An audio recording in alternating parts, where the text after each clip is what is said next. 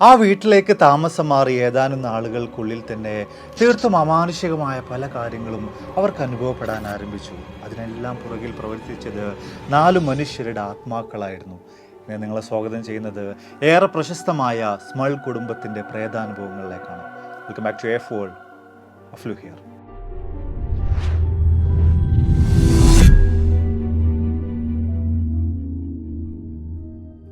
American നേവിയിൽ ജോലി ചെയ്തിരുന്ന ജാക്ക് സ്മള്ളും ഭാര്യയായ ജെനറ്റ് സ്മള്ളും 4 പെൺമക്കളും ഒരു നായയും അടങ്ങുന്നതാണ് സ്മൾ കുടുംബം. 1973 ഫ്ലഡ് കാരണമായിട്ട് തങ്ങൾ അതുവരെ താമസിച്ചിരുന്ന വീടിന് വ്യത്യസ്ത കേടുപാടുകൾ വന്നതോടുകൂടിയിട്ടാണ് പെൻസിൽവാനിയയിലെ ഏറെക്കുറെ 80 വർഷത്തോളം പഴക്കമുള്ള ആ വീട്ടിലേക്ക് അവർ എത്തിച്ചേരുന്നത്. ആ വീട്ടിനകത്തേക്ക് പ്രവേശിച്ച ഉടനെ തന്നെ എന്തെന്നില്ലാത്ത ദൂഷ്യഗന്ധം അവർക്ക് അനുഭവപ്പെട്ടു തുടങ്ങിയിരുന്നു. പല തവണകളായിട്ട് പല ആളുകളെ വിളിച്ചുകൊണ്ട് ആ വീട് പൂർണ്ണമായിട്ടും അവർ ക്ലീൻ ചെയ്യിപ്പിക്കുന്നുണ്ട്. എന്നിട്ട് കൂടെ പിന്നീടുള്ള ദിവസങ്ങളിലും അവർക്ക് അത്തരത്തിലുള്ള ദൂഷ്യഗന്ധം അനുഭവപ്പെട്ടുകൊണ്ടേയിരുന്നു. എവിടെ നിന്നാണ് ഇത്തരത്തിലൊരു ബാഡ് സ്മെല്ല് വരുന്നതെന്ന് കണ്ടെത്താൻ വേണ്ടി പലതരത്തിലുള്ള പ്രവൃത്തികൾ അവർ ചെയ്തു നോക്കി. പക്ഷേ എന്തൊക്കെ ചെയ്തിട്ടും ആ വീടിൻ്റെ ഏത് ഭാഗത്ത് നിന്നാണ് അത്തരത്തിലുള്ള ദൂഷ്യഗന്ധം വരുന്നത് എന്ന കാര്യം അവർക്ക് കണ്ടെത്താൻ സാധിച്ചില്ല. ഏതാനും ദിവസങ്ങൾ അത്തരത്തിൽ കടന്നു പോവുകയാണ്. അങ്ങനെ ഇരിക്കെയാണ് ജാക്കിൻ്റെയും ജെനറ്റിൻ്റെയും മൂത്ത മകൾ വിചിത്രമായിട്ടുള്ളൊരു വാദവുമായിട്ട് തൻ്റെ മാതാപിതാക്കളുടെ അടുത്തേക്ക് കടന്നു വരുന്നത്. തൻ്റെ മുറിയിൽ ആരോ ഉണ്ട്, ആരോ തന്നെ നോക്കുന്നത് പോലെ തനിക്ക് നിരന്തരമായിട്ട് തോന്നുന്നുണ്ട് എന്നിങ്ങനെ തുടങ്ങിയ കാര്യങ്ങളൊക്കെ ആയിരുന്നു അവൾക്ക് പറയാനുണ്ടായിരുന്നത്. എന്നാൽ ഇത്തരം കാര്യങ്ങളിലൊന്നും യാതൊരു വിധത്തിലുള്ള വിശ്വാസവും ഇല്ലാതിരുന്ന പ്രേതങ്ങൾ, ആത്മാക്കൾ, അങ്ങനെയുള്ള കാര്യങ്ങളൊന്നും തന്നെ ഒരിക്കലും ഇല്ല എന്ന് വിശ്വസിച്ചിരുന്ന ജാക്ക് ഇതിനെല്ലാം പൂർണ്ണമായിട്ടും തള്ളിക്കളയുകയാണ് ചെയ്തത്. അതെല്ലാം നിന്റെ തോന്നലുകൾ മാത്രമായിരിക്കുമെന്നാണ് തൻ്റെ മകളോടായിട്ട് ജാക്കിന് പറയാനുണ്ടായിരുന്നത്. എന്നാൽ ജെനറ്റ് അത്യാവശ്യം വിശ്വാസപരമായിട്ടുള്ള കാര്യങ്ങളൊക്കെ ചെയ്തിരുന്ന, വ്യത്യസ്ത ആരാധനകളൊക്കെ കൃത്യമായിട്ട് കൊണ്ടുപോയിരുന്ന ഒരു സ്ത്രീയായിരുന്നു. അവർ മകളോട് പറഞ്ഞത്, നീ ഒന്ന് പള്ളിയിലൊക്കെ ഒന്ന് പോയി നോക്ക്, ഒന്ന് പ്രാർത്ഥിച്ചു നോക്ക്, ഇതൊക്കെ നിന്റെ തോന്നലുകൾ തന്നെ ആയിരിക്കാം, അതെല്ലാം തന്നെ ഇത്തരത്തിലുള്ള കാര്യങ്ങളോട് നിനക്ക് മാറ്റിയെടുക്കാൻ സാധിക്കുമെന്നായിരുന്നു. എന്തൊക്കെ തന്നെ ആയാലും നാളുകൾ പിന്നെയും കടന്നു പോവുകയാണ്. ഇത്തരത്തിലുള്ള വ്യത്യസ്ത തരത്തിലുള്ള അനുഭവങ്ങളൊക്കെ തന്നെ പിന്നെയും ജാക്കിൻ്റെയും ജെനറ്റിൻ്റെയും മൂത്ത മകൾക്ക് നിരന്തരമായി അനുഭവപ്പെട്ടുകൊണ്ടേയിരുന്നു. ഓരോ ദിവസവും കഴിഞ്ഞു പോകും തോറും വ്യത്യസ്ത തരത്തിലുള്ള ഒരുപാടധികം അമാനുഷികപരമായ കാര്യങ്ങൾ ആ വീട്ടിൽ അരങ്ങേറിക്കൊണ്ടേയിരുന്നു. അങ്ങനെ ഇരിക്കെയാണ് വീട്ടിനകത്ത് വെക്കുന്ന എല്ലാ വസ്തുക്കളുടെയും സ്ഥാനങ്ങൾ പതിയെ നീങ്ങിപ്പോകുന്നുണ്ട്. തനിയെ ഓരോ വസ്തുക്കളുടെയും സ്ഥാനം മാറുന്നുണ്ട് എന്ന കാര്യത്തെക്കുറിച്ച് ആ കുടുംബം ശ്രദ്ധിക്കുന്നത്. അതായത് രാത്രി കാലങ്ങളിൽ കൃത്യമായിട്ട് ഫർണിച്ചറുകളും TV-യും ഒക്കെ തന്നെ അറേഞ്ച് ചെയ്തിട്ട് കഴിഞ്ഞാൽ പിറ്റേ ദിവസം ആകുമ്പോൾ അവയെല്ലാം വെച്ച സ്ഥലത്ത് നിന്ന് കുറച്ച് മാറിയിട്ടുണ്ടാകും. ആരോ എടുത്ത് മാറ്റി വെച്ചതുപോലെയായിരുന്നു ഇതെല്ലാം തന്നെ അവർക്ക് കാണാൻ സാധിച്ചത്. മാത്രമല്ല, ഒരു ദിവസം രാത്രിയിൽ കുട്ടികൾ കിടക്കുന്ന മുറിക്കകത്ത് നിന്നും വലിയ തോതിലുള്ള സംഭാഷണങ്ങൾ ജെനറ്റിനും ജാക്കിനും കേൾക്കാൻ സാധിക്കുകയാണ്. അവർ പതിയെ കാതോർത്തപ്പോൾ വളരെ മോശമായ നിലയിലുള്ള സംഭാഷണങ്ങളാണ് കുട്ടികളുടെ മുറിയിൽ നിന്നും അവർക്ക് കേൾക്കാൻ സാധിച്ചത്. ഈ കാര്യങ്ങളെല്ലാം കേട്ടപ്പോൾ ദേഷ്യം തോന്നിയ ജാക്ക് എത്രയും പെട്ടെന്ന് തന്നെ കുട്ടികളുടെ മുറിയിലേക്ക് നേരെ കയറി ചെല്ലുന്നുണ്ട്. എന്തിനാണ് അവർ ഇത്തരത്തിൽ മോശമായിട്ട് സംസാരിക്കുന്നത് എന്ന കാര്യം ചോദിക്കാൻ വേണ്ടി തന്നെയായിരുന്നു ദേഷ്യത്തോടുകൂടെ അയാൾ ആ മുറിയിലേക്ക് കയറി ചെന്നത്. എന്നാൽ അവിടെ അയാൾ കണ്ട കാഴ്ച അക്ഷരാർത്ഥത്തിൽ അയാൾ ഞെട്ടിക്കുകയായിരുന്നു. മുറിയുടെ വാതിൽ തുറന്ന് പതിയെ അകത്തേക്ക് കയറിയ ജാക്കിന് കാണാൻ സാധിച്ചത് ഉറങ്ങിക്കിടക്കുന്ന കുട്ടികളെയായിരുന്നു. കുട്ടികളല്ല അത്തരത്തിലുള്ള സംഭാഷണങ്ങൾ നടത്തിയത് എന്നൊരു കാര്യം ജാക്കിന് അപ്പോൾ തന്നെ ഉറപ്പാവുകയാണ്. അങ്ങനെയാണെങ്കിൽ പിന്നെ ആരായിരിക്കും കുട്ടികളുടെ മുറിക്കകത്ത് നിന്ന് അത്തരത്തിലുള്ള വളരെ മോശം സംഭാഷണങ്ങൾ നടത്തിയത്? ഇത്തരത്തിലുള്ള കാര്യങ്ങളെല്ലാം ആലോചിച്ച് യാതൊരുവിധ എത്തും പിടിയും കിട്ടാതെ ജാക്ക് തൻ്റെ മുറിയിലേക്ക് പതിയെ നടക്കുകയാണ്. ഈ ഒരു അവസരത്തിലാണ് ജെനറ്റിന് ആ വീടിൻ്റെ താഴ്ഭാഗത്ത് നിന്ന് തന്നെ ആരോ വിളിക്കുന്നത് പോലൊരു ശബ്ദം കേൾക്കാൻ സാധിക്കുന്നത്. ജെനറ്റ് എത്രയും പെട്ടെന്ന് തന്നെ വീടിൻ്റെ താഴ്ഭാഗത്തേക്ക് ഗോവണിയിലൂടെ ഇറങ്ങി ചെല്ലുന്നുണ്ട്. പക്ഷേ അവിടെയും ആരെയും ജെനറ്റിനും കാണാൻ സാധിച്ചില്ല. അങ്ങനെയാണെങ്കിൽ പിന്നെ ആരായിരിക്കും ജെനറ്റിനെ വിളിച്ചത്? ഇത്തരം കാര്യങ്ങളെല്ലാം തന്നെ അന്നേ ദിവസം അരങ്ങേറിയതോട് കൂടിയിട്ടാണ് ആ വീട്ടിൽ അരുതാത്തതെന്തോ നടക്കുന്നുണ്ട്, അമാനുഷികമായിട്ട് എന്തോ സംഭവിക്കുന്നുണ്ട്, കുട്ടികൾ പറയുന്നതിലൊക്കെ എന്തൊക്കെയോ കാര്യങ്ങളുണ്ട് എന്ന തോന്നലുകളെല്ലാം തന്നെ ജാക്കിൻ്റെയും ജെനറ്റിൻ്റെയും മനസ്സിലേക്ക് കയറി വരുന്നത്. മറ്റൊന്നും ചിന്തിക്കാതെ പിറ്റേ ദിവസം രാവിലെ തന്നെ അവർ ചർച്ചിലേക്ക് എത്തിച്ചേരുകയാണ്. അവിടെ ചെന്നുകൊണ്ട് പ്രീസ്റ്റിനെയും അതുപോലെ തന്നെ പ്രത്യേക തരത്തിലുള്ള എക്സോസിസം ഒക്കെ നടത്താൻ അനുമതികളൊക്കെ ഉള്ള എക്സോസിസ്റ്റുകളെയും ഒക്കെ തന്നെ തങ്ങളുടെ വീട്ടിലേക്ക് അവർ കൂട്ടിക്കൊണ്ടുവരികയാണ്. അവരെല്ലാം തന്നെ വിശദമായിട്ട് ആ വീട്ടിൽ പരിശോധനകൾ നടത്തുന്നുണ്ട് എങ്കിൽ പോലും അങ്ങനെ പ്രശ്നമായിട്ടുള്ള കാര്യങ്ങളൊന്നും തന്നെ അവർക്ക് കണ്ടെത്താൻ സാധിച്ചില്ല. അതോടുകൂടെ വീട്ടിൽ യാതൊരു വിധത്തിലുള്ള കുഴപ്പങ്ങളും ഇല്ല എന്ന് പറഞ്ഞുകൊണ്ട് പള്ളിയിൽ നിന്നും വന്നിട്ടുള്ള പ്രീസ്റ്റും എക്സോസിസ്റ്റും ഒക്കെ തന്നെ അവരോട് യാത്ര പറഞ്ഞ് തിരിച്ചു പോവുകയാണ്.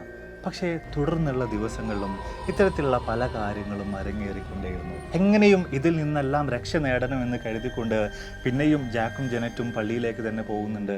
അങ്ങനെ ഈ കാര്യങ്ങളെല്ലാം കേട്ടതിന് ശേഷം 2 ദിവസം നിങ്ങളുടെ വീട്ടിൽ വന്ന് താമസിക്കാമെന്നൊരു പ്രീസ്റ്റ് അവരോട് പറയുകയും 2 ദിവസങ്ങൾ ഈ ഒരു വീട്ടിൽ അദ്ദേഹം വന്ന് താമസിക്കുകയും ചെയ്തു. പക്ഷേ അഴുതാത്തതായിട്ട് ഒന്നും തന്നെ അദ്ദേഹത്തിന് അവിടെ കണ്ടെത്താൻ സാധിച്ചില്ല.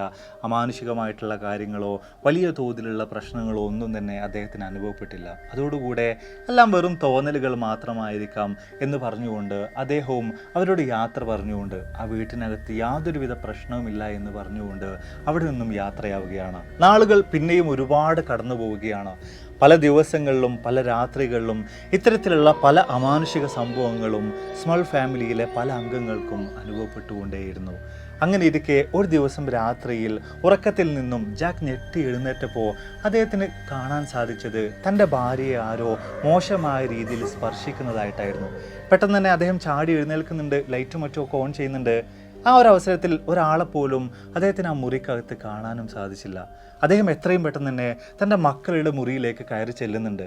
ഈ ഒരു അവസരത്തിലും അദ്ദേഹത്തിന് കാണാൻ സാധിച്ചത് ആരോ എന്തോ തങ്ങളുടെ മക്കളെ മോശമായ നിലയിൽ സ്പർശിക്കുന്നതായിരുന്നു. അവിടെയും ലൈറ്റും മറ്റൊക്കെ ഓൺ ചെയ്ത് നോക്കുന്ന അവസരത്തിൽ അങ്ങനെ ഒരാളെയും ആ മുറിക്കകത്ത് ജാക്കിന് കാണാൻ സാധിച്ചില്ല. പതിയെ പതിയെ പ്രേതങ്ങളിലും ആത്മാക്കളിലും ഒന്നും യാതൊരു വിധത്തിലുള്ള വിശ്വാസവും ഇല്ലാതിരുന്ന ജാക്കിൻ്റെ മനസ്സിലേക്ക് പോലും ഭയം ഇരച്ചു വരാൻ ആരംഭിക്കുകയാണ്. കാര്യങ്ങളെല്ലാം മോശമായ നിലയിലേക്കാണോ പോകുന്നത് എന്നൊരു ചിന്ത അയാളുടെ മനസ്സിൽ ഉടലെടുക്കാൻ ആരംഭിക്കുകയാണ്. പലതവണയായി ചർച്ചിൽ പോയി തങ്ങളുടെ വീട്ടിൽ സംഭവിക്കുന്ന കാര്യങ്ങളെക്കുറിച്ചൊക്കെ വിശദീകരിച്ചുവെങ്കിലും പലതവണയായിട്ട് പലരും തങ്ങളുടെ വീട്ടിൽ വന്ന് നോക്കിയെങ്കിലും ഈ പ്രശ്നങ്ങൾക്കൊന്നും തന്നെ യാതൊരു വിധത്തിലുള്ള സൊല്യൂഷൻസും ലഭിക്കാതെ വന്നതോട് കൂടിയിട്ട് ജാക്ക് തങ്ങളുടെ ദുരനുഭവങ്ങളെക്കുറിച്ച് പ്രേതാനുഭവങ്ങളെക്കുറിച്ച് മാധ്യമങ്ങളോട് വിവരിക്കാൻ വേണ്ടി തയ്യാറാവുകയാണ്. മാധ്യമങ്ങളെല്ലാം തന്നെ വലിയ തോതിൽ തന്നെ സ്മൾ കുടുംബത്തിന് സംഭവിക്കുന്ന ഹോണ്ടഡ് ആയിട്ടുള്ള പ്രേതാനുഭവങ്ങളെക്കുറിച്ച് റിപ്പോർട്ട് ചെയ്യുകയാണ്.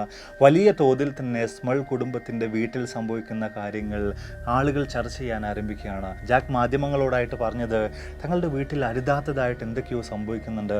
പല സമയങ്ങളിലും മോശമായിട്ടുള്ള ഗന്ധങ്ങൾ ഞങ്ങൾ കേൾക്കുന്നുണ്ട്. പല സമയങ്ങളിലും ഞങ്ങളുടെ നായ ചുമരിനെ നോക്കി കുരച്ചുകൊണ്ടേയിരിക്കുന്നുണ്ട്, മുകളിലേക്ക് നോക്കി കുരച്ചുകൊണ്ടേയിരിക്കുന്നുണ്ട്. പലപ്പോഴും വീട്ടിൽ വെച്ച പല സാധനങ്ങളുടെയും സ്ഥാനങ്ങൾ തനിയെ മാറുന്നുണ്ട്. എന്താണ് ഞങ്ങളുടെ വീട്ടിൽ സംഭവിക്കുന്നതെന്ന കാര്യത്തെക്കുറിച്ച് ഞങ്ങൾക്ക് യാതൊരു വിധത്തിലുള്ള എത്തും പിടിയും ലഭിക്കുന്നില്ല. ആർക്കെങ്കിലും ഞങ്ങളെ സഹായിക്കാൻ സാധിക്കുമെങ്കിൽ മുന്നോട്ടേക്ക് വരിക എന്ന് തുടങ്ങിയ കാര്യങ്ങളായിരുന്നു. എന്തൊക്കെ തന്നെയായാലും സ്മൾ കുടുംബത്തിൻ്റെ വിചിത്രമായിട്ടുള്ള ഈ അനുഭവങ്ങളെക്കുറിച്ച് ആ കാലഘട്ടത്തിൽ വലിയ തോതിൽ തന്നെ പ്രശസ്തരായിരുന്ന പാരാനോർമൽ ഇൻവെസ്റ്റിഗേറ്റേഴ്സ് ആയിരുന്ന എഡും ലോറനും കേൾക്കുന്നുണ്ട്. പല വീഡിയോകളിലും നമ്മൾ എഡൻ ലോറൻ വാറിനെ കുറിച്ച് വിശദമായിട്ട് സംസാരിച്ചിട്ടുണ്ട്. പല പാരാനോർമൽ കേസുകളും അവർ ഇൻവെസ്റ്റിഗേഷൻ നടത്തിയിട്ട് അതിൽ നിന്നും അവർ കണ്ടെത്തിയിട്ടുള്ള കാര്യങ്ങളൊക്കെ തന്നെയും നമ്മൾ സംസാരിച്ചിട്ടുണ്ട്. അവർ നടത്തിയിട്ടുള്ള പല ഇൻവെസ്റ്റിഗേഷൻസും പിൽക്കാലത്ത് വലിയ തോതിൽ പ്രശസ്തമാവുകയും പല സിനിമകൾക്കും സീരീസുകൾക്കും ഒക്കെ തന്നെ കാരണമാവുകയൊക്കെ ചെയ്തിട്ടുണ്ട്. എന്തൊക്കെ തന്നെയായാലും എഡും ലോറൻ വാറനും കൂടെ സ്മൾ കുടുംബം താമസിക്കുന്ന ആ വീട്ടിലേക്ക് എത്തിച്ചേരുകയാണ്. വിശദമായ നിലയിൽ തന്നെ അവർ ആ വീട്ടിൽ പരിശോധനകൾ നടത്തുകയാണ്. ആദ്യം തന്നെ ആ വീട്ടിനകത്ത് റിലീജിയസ് ആയിട്ടുള്ള മ്യൂസിക്കുകളും മറ്റൊക്കെ പ്ലേ ചെയ്യുന്ന അവസരത്തിൽ പലതരത്തിലുള്ള വിചിത്രമായ കാര്യങ്ങളും അരങ്ങേറുന്നതായിട്ട് എഡും ലോറൻ വാറനും ശ്രദ്ധിക്കുകയാണ്. അതോടൊപ്പം തന്നെ ആ വീട്ടിൻ്റെ പല ഭാഗങ്ങളിൽ നിന്നായി പലതരത്തിലുള്ള വിചിത്രമായ ശബ്ദങ്ങൾ ഉയരുന്നത് അവരുടെ സൗണ്ട് റെക്കോർഡറുകൾ ഉപയോഗിച്ചുകൊണ്ട് കൃത്യമായിട്ട് തന്നെ അവർ റെക്കോർഡ് ചെയ്തെടുക്കുകയും ചെയ്യുന്നുണ്ട്.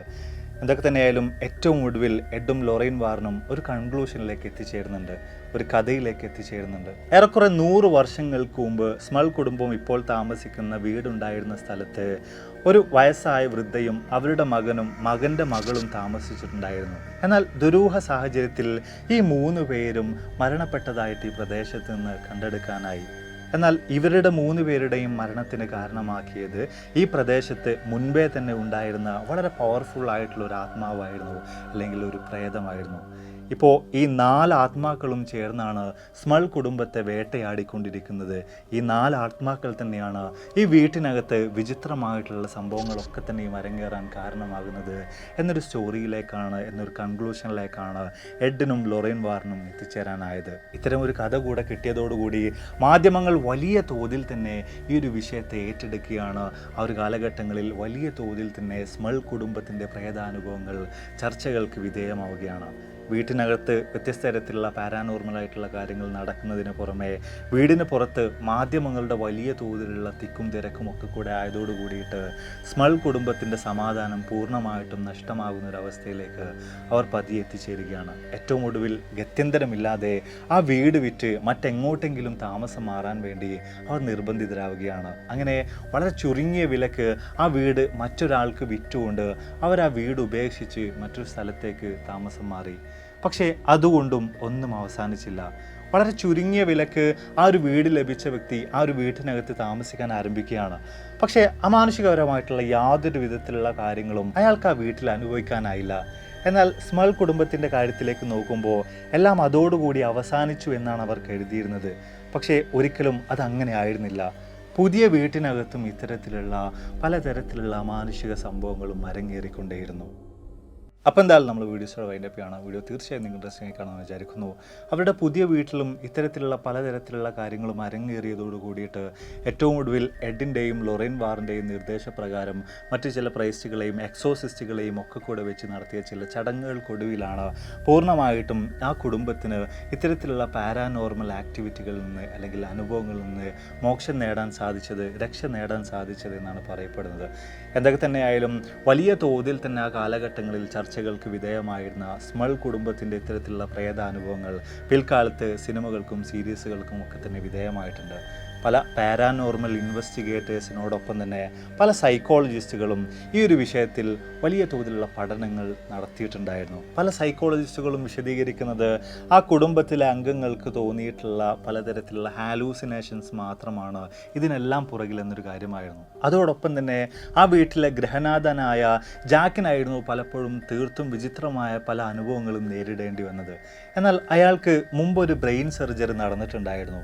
ഈ കാര്യങ്ങളെല്ലാം ചേർത്ത് വെച്ചുകൊണ്ട് പലരും പറയുന്നത് ഇതെല്ലാം തന്നെ സ്മൾ കുടുംബത്തിലെ അംഗങ്ങളുടെ തലച്ചോറുകൾ അവരെ കബളിപ്പിച്ചതാണ്. അതിനുമപ്പുറത്തേക്ക് ആത്മാക്കളുമായിട്ടോ പ്രേതങ്ങളുമായിട്ടോ ഇത്തരം സംഭവങ്ങൾക്ക് യാതൊരു വിധത്തിലുള്ള ബന്ധവുമില്ല എന്നൊരു കാര്യമാണ്. സത്യത്തിൽ ഇത്രയും കാര്യങ്ങളെല്ലാം കേട്ടതിനു ശേഷം നിങ്ങൾക്ക് എന്ത് തോന്നുന്നു? 100 വർഷങ്ങൾക്ക് മുമ്പ് ആ സ്ഥലത്ത് താമസിച്ചിരുന്നവരുടെ ആത്മാക്കൾ, അതിനു മുമ്പ് അവിടെ താമസിച്ചിരുന്ന വ്യക്തിയുടെ ആത്മാവ്, ഇതൊക്കെ തന്നെയായിരിക്കുമോ സ്മൾ കുടുംബത്തിനെ വേട്ടയാടിയിരുന്നത്? എല്ലാത്തിനും പുറകിൽ ആത്മാക്കളും പ്രേതങ്ങളും ഒക്കെ തന്നെയായിരിക്കുമോ? അതോ എല്ലാം അവരുടെ ചില തോന്നലുകൾ മാത്രമായിരിക്കുമോ? നിങ്ങളുടെ അഭിപ്രായങ്ങൾ എന്ത് തന്നെയായാലും തീർച്ചയായും താഴ്ന്ന് രേഖപ്പെടുത്താൻ മറക്കരുത്. അപ്പോൾ ഇതിൽ നല്ലൊരുപാട് വീഡിയോസിലുമായി കണ്ടുവിട്ടാണ് പ്രതീക്ഷയോടെ. ബൈ.